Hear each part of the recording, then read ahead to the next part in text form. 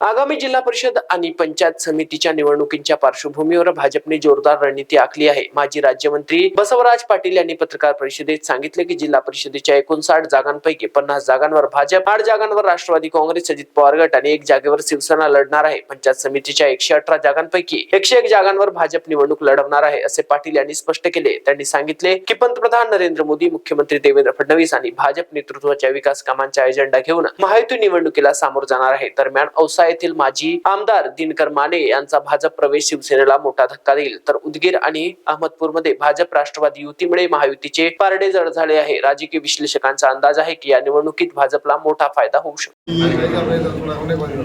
या सार्वत्रिक या निवडणुकीमध्ये लातूर जिल्ह्यामध्ये भारतीय जनता पक्षाचं फार मोठं यश आपल्याला मिळणार आहे। एक अतिशय चांगलं वातावरण आहे।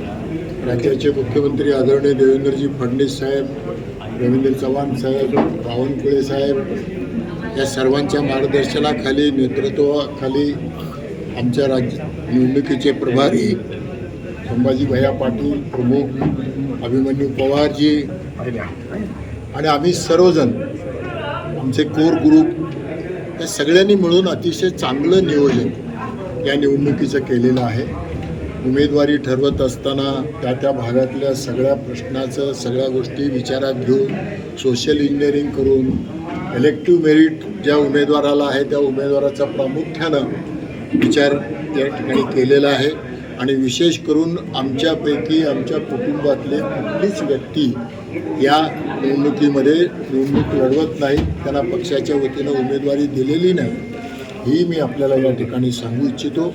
आणि या सगळ्या गोष्टीमुळे लातूर जिल्ह्यामध्ये भारतीय जनता पक्षाला घवघवीत अशा प्रकारचं यश निश्चितपणानं मिळेल।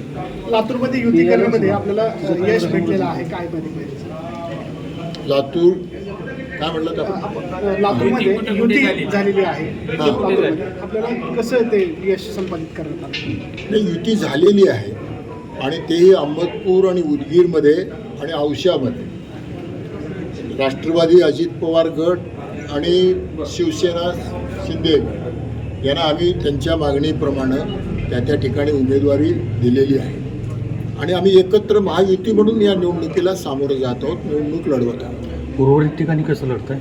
उर्वरित ठिकाणी सुद्धा त्यांचं सहकार्य आम्हाला आहे आणि आम्ही स्वतः त्या ठिकाणी आमच्या पक्षाचे उमेदवार आहेत। ठीक, धन्यवाद।